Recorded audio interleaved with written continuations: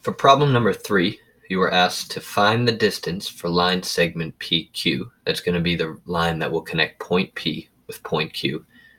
And we were told to estimate to the nearest hundredth. That's something I would be highlighting, underlining, paying attention to, as it's a specific request for how we're going to put our answer at the end.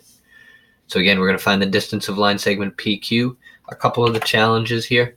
We're working with the full coordinate plane now. They haven't drawn a rectangle out for us. They haven't even drawn a triangle, but we do know point P's coordinates, which I put on the whiteboard.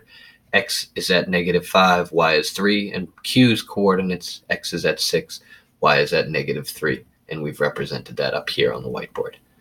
So we're going to full screen that whiteboard. What we could have recognized, you should be seeing we can make a right triangle with one vertical leg, one horizontal leg. That's what we're showing here on the whiteboard.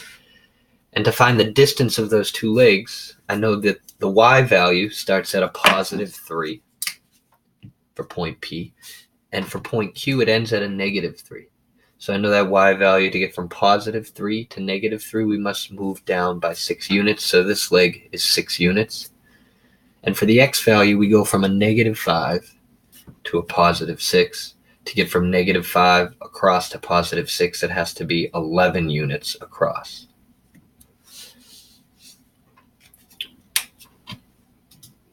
You could count that out on the graph. You could draw on the graph on your screen. You could put that on a whiteboard, a bunch of ways to figure out these legs would be 6 and 11. And then at that point, we're just applying Pythagorean theorem.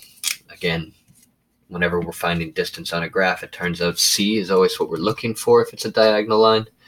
So we're plugging in for A and B, and it's pretty straightforward. 6 squared plus 11 squared as I plug in for A and B, and that's going to be equal to C squared here, the distance between P and Q. Evaluate and simplify. So 6 squared gives us 36, 11 squared gives us 121, and as we add those together, we get 157 equal to C squared. How do we isolate the C? How do we get rid of the squared? The inverse operation of squaring is to take a square root. The square root of C squared will just be C. Anything I do to transform one side of the equation has to be done to the other side. The square root of 157, which should be a little bit smaller than 13. If you remember, 13 times 13 was 169. So the square root of 157, 12.5299 about. If we need to round this irrational number to the nearest hundredth, as the problem asks us, the nearest hundredth, we'll underline in greens, is the second place. But because I see a 9 show up after that 2, this is closer to 12.53 than it is to 12.52. So my answer for PQ is going to be 12.53. We're going to round that 5299 up to 53. Because again, it's a little closer to 53 than it is to 52.